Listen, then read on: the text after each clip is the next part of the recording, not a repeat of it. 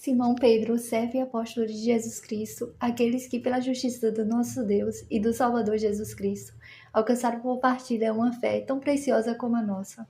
Graça e paz vos sejam dadas em abundância por um profundo conhecimento de Deus e de Jesus, nosso Senhor. O poder divino deu-nos tudo o que contribui para a vida e a piedade, fazendo-nos conhecer aquele que nos chamou por sua glória e sua virtude. Por elas temos entrado na posse das maiores e mais preciosas promessas, a fim de tornar-vos, por este meio, participantes da natureza divina, subtraindo-vos a corrupção que a concupiscência gerou no mundo. Por esses motivos, esforçai-vos quanto possível por unir a vossa fé à virtude, a virtude à ciência, a ciência, a temperança, a paciência, a piedade, o amor fraterno e ao amor fraterno a caridade. Se essas virtudes se acharem em vós abundantemente, elas não vos deixarão inativos nem infrutuosos no conhecimento de nosso Senhor Jesus Cristo, porque quem não tiver essas coisas é míope e cego. Esqueceu-se da purificação dos seus antigos pecados. Portanto, irmãos, cuidai cada vez mais em assegurar a vossa vocação e eleição, procedendo desse modo. Não tropeçareis jamais. Assim vos será aberta largamente a entrada no reino eterno de nosso Senhor e Salvador Jesus Cristo. Eis porque não cessarei de vos trazer à memória essas coisas, embora estejais instruídos e confirmados na presente verdade, tenho por meu dever, enquanto estiver neste tabernáculo, de manter-vos vigilantes com minhas admoestações. Porque sei que em breve terei que deixá-lo, assim como nosso Senhor Jesus Cristo me fez conhecer, mas cuidarei para que ainda depois do meu falecimento possa conservar sempre as lembranças dessas coisas, na realidade não esvaziando-nos em hábeis fábulas imaginadas que nós vos temos feito conhecer o poder e a vinda de nosso Senhor Jesus Cristo, mas por termos visto a sua majestade com nossos próprios olhos, porque ele recebeu de Deus Pai honra e glória, quando do Senhor da glória magnífica lhe foi dirigida essa voz. Este é o Filho muito amado, em que tenho posto todo o meu afeto. É essa mesma voz que vinha do céu. Nós a ouvimos quando estávamos com ele no Monte Santo. Assim demos ainda maior crédito à palavra dos profetas, a qual fazes bem entender como a lâmpada que brilha em um lugar tenebroso, até que desponte o dia e a estrela da manhã se levante em vossos corações. Antes de tudo, sabei que nenhuma profecia da Escritura é de interpretação pessoal, porque jamais a profecia foi proferida por efeito de uma vontade humana. Homens inspirados pelo Espírito Santo falaram da parte de Deus.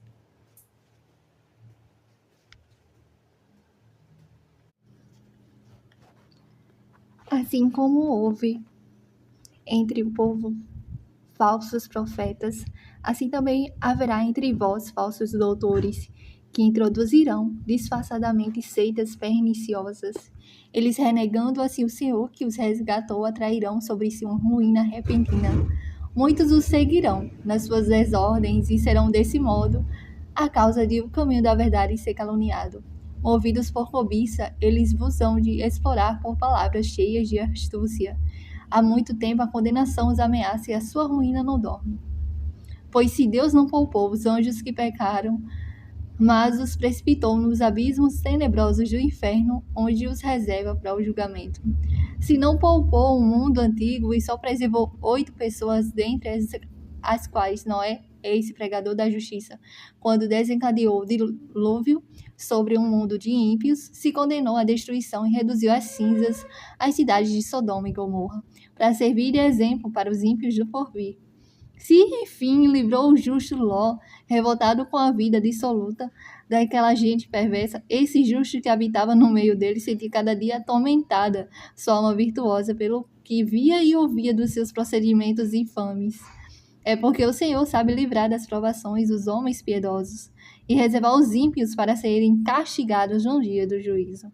Principalmente aqueles que correm com desejos impuros atrás dos prazeres da carne e desprezam a autoridade.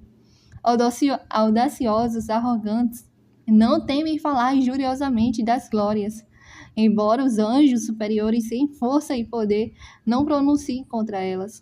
Aos olhos do Senhor, o julgamento injurioso. Mas esses, quais brutos destinados pela lei natural para a presa e para a perdição, injuriam o que ignoram. E assim, da mesma forma, perecerão. Este será o salário de sua iniquidade.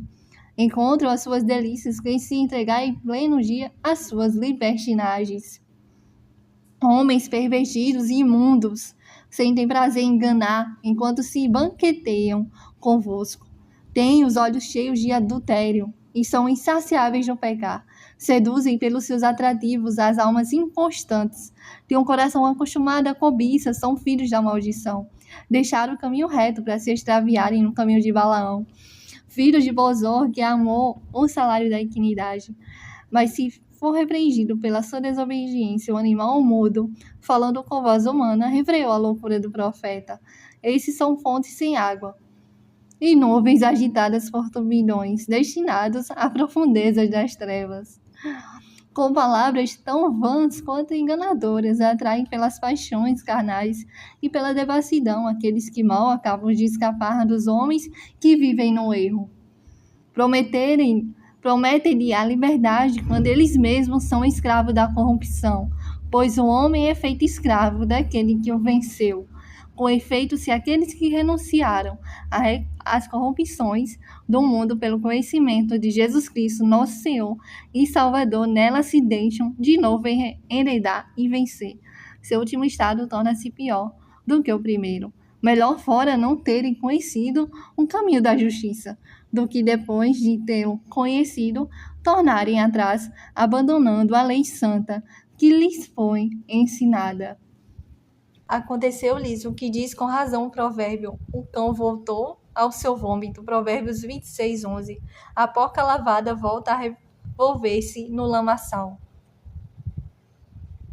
Caríssimos, essa é a segunda carta que vos escrevo, tanto numa como noutra. Apelo às vossas recordações para despertar em vós uma sã compreensão e para vos lembrar as predições dos santos profetas, bem como o mandamento de nosso Senhor e Salvador ensinado por vossos apóstolos.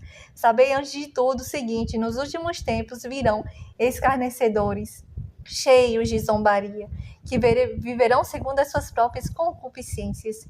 Eles dirão: onde está a promessa de sua vinda? Desde que nossos pais morreram, tudo continua como desde o princípio do mundo. Esquecem-se propositadamente que desde o princípio existiam os céus, igualmente uma terra, que a palavra de Deus fizera surgir do seio das águas do meio da água, e deste modo o mundo que então perecia afogado na água, mas os céus e a terra que agora existe são guardados pela mesma palavra divina e reservados para o fogo no dia do juízo e da perdição dos ímpios. Mas há uma coisa, caríssimos, de que não vos deves esquecer: um dia diante do Senhor é como 1000 anos, e 1000 anos como um dia. O Senhor não retarda o cumprimento de sua promessa, como alguns pensam, mas usa da paciência para convosco. Não quer que alguém pereça, ao contrário, quer que todos se arrependam.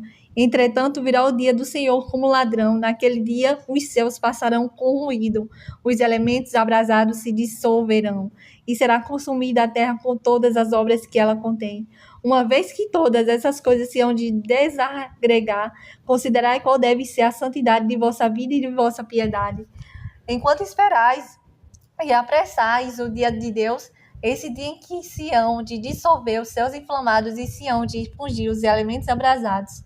Nós, porém, segundo sua promessa, esperamos novos céus e uma nova terra, nos quais habitará a justiça. Portanto, e caríssimos, esperando essas coisas, esforçai-vos em ser por ele achados sem mácula e irrepreensíveis na paz.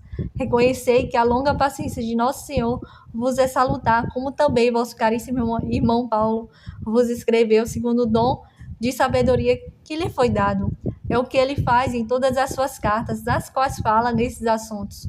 Nelas há algumas passagens difíceis de entender, cujos sentidos espíritos ignorantes ou pouco fortalecidos deturpam para sua própria ruína, como a fazem também com as demais escrituras.